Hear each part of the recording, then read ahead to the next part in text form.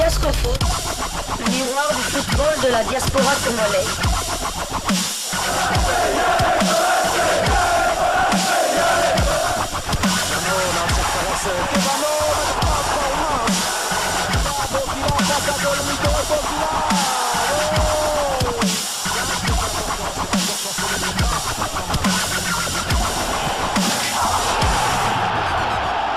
Diascofoot, le miroir du football de la diaspora congolaise.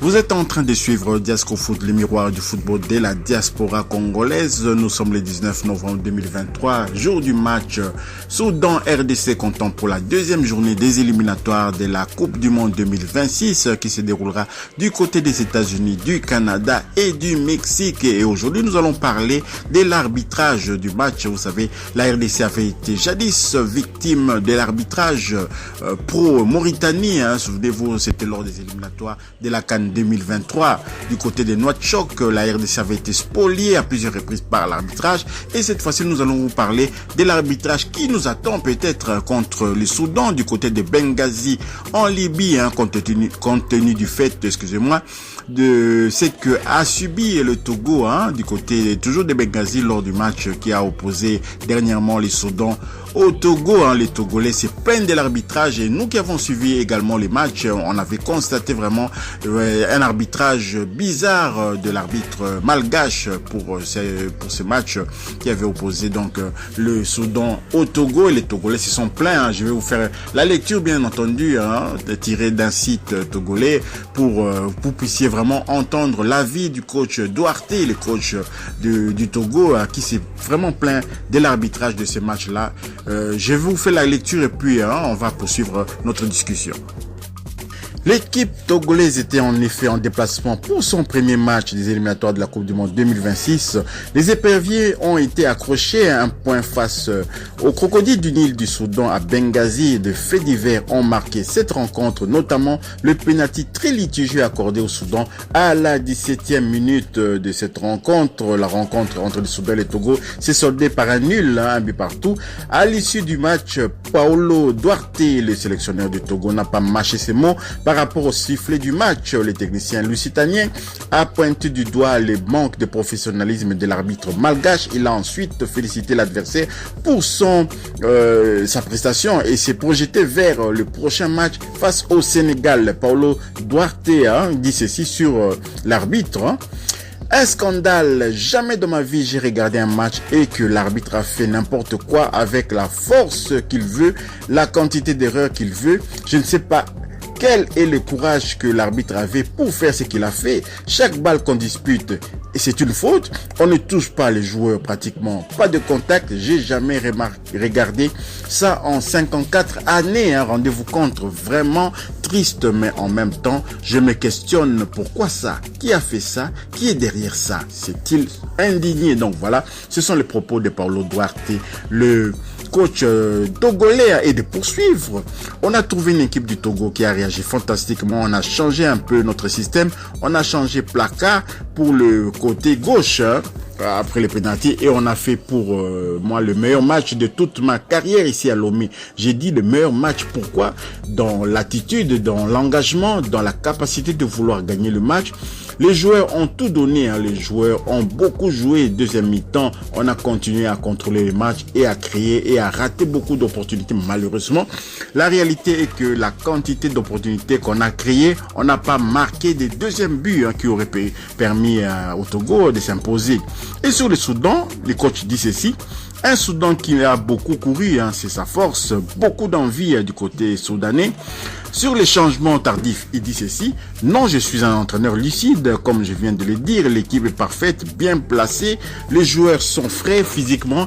Ils sont dans une attitude incroyable. Moi-même, j'ai pas la volonté de changer quelqu'un, sauf le latéral gauche en première mi-temps, parce que Roland n'a pas apporté la patte offensive qu'on veut. C'est déjà la troisième fois que ça se répète. J'ai déjà parlé avec lui.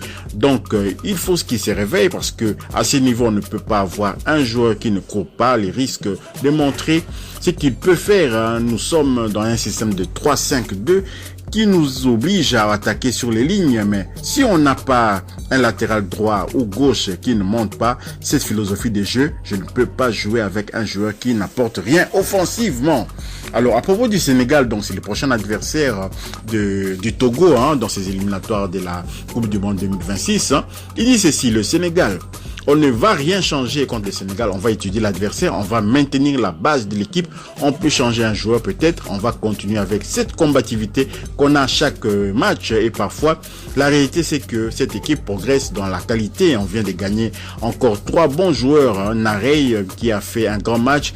Il nous a donné une autre liberté, une autre offensive sur notre couloir droit, donc a-t-il martelé en conférence de presse. Donc voilà, l'avis du sélectionneur togolais sur l'arbitrage. D'abord, c'était effroyable. Nous avons suivi cette rencontre. Tous ceux qui ont suivi cette rencontre donneront les mêmes avis que moi. L'arbitre malgache était surprenant, et c'était surprenant cet arbitrage. Et on commence de plus en plus à être habitué à ces micmacs. Je ne sais pas si c'est organisé en haut lieu, c'est-à-dire au niveau de la CAF, dans la désignation des arbitres. Nous-mêmes, la RDC, avions été victimes d'un arbitre tunisien en Mauritanie. Et souvenez-vous encore là, tout de suite là, on vient de jouer contre la Mauritanie à Kinshasa. On nous a encore mis des arbitres libyens. On ne comprend pas un match qui se joue en Afrique centrale. Il y a des arbitres internationaux tout autour de nous ici, des Gabonais, des Camerounais et tout. Mais on nous choisit des arbitres arabes qui parlent en arabe avec les Mauritaniens, qui ont des affinités peut-être avec les Mauritaniens.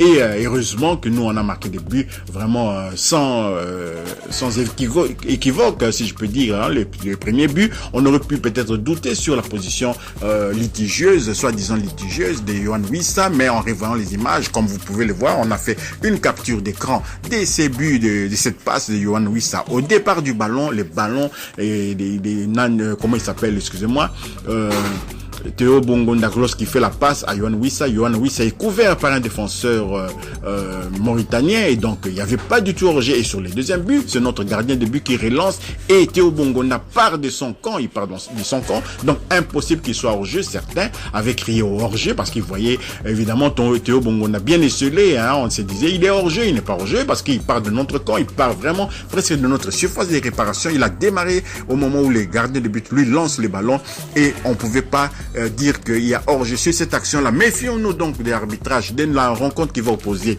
tout à l'heure à 18h, sur le coup de 18h heure de Kinshasa, le Soudan à la RDC. On pourrait tomber encore victime d'un arbitre qui va orienter les débats. Je ne vois pas pourquoi, dans quel but on essaie de favoriser. On essaierait de favoriser le Soudan qui est vraiment mal en point. Le Soudan qui n'a même pas été capable de gagner son premier match à domicile contre le Togo. Pourquoi cette formation serait encouragée pour freiner les adversaires de qui? Je ne sais pas si on veut encourager quel pays qu'il puisse engranger le maximum de points. Donc voilà un peu ce qu'on voulait dire sur cet arbitrage, l'arbitrage qui nous attend peut-être. Espérons qu'on ne sera pas victime de l'arbitrage, parce que cela mettrait en mal vraiment tout le travail accompli par le staff technique et par les joueurs, la motivation des joueurs et les moyens mis en place par les chefs de l'État, bien entendu. Vous savez, il y a une prime spéciale qui avait déjà été allouée aux Léopards au lendemain de cette victoire contre la Mauritanie. Et donc voilà, espérons que tout se passe bien sur le coup de 18h. Une victoire de la RDC ferait vraiment du bien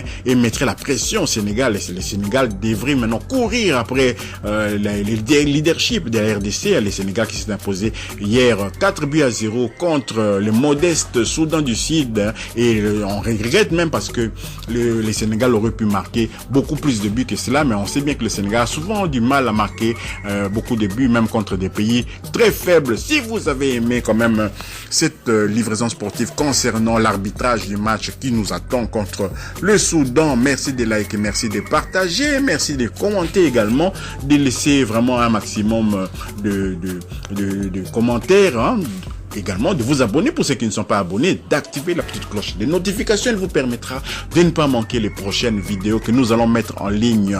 Diasco Foot vous dit au revoir.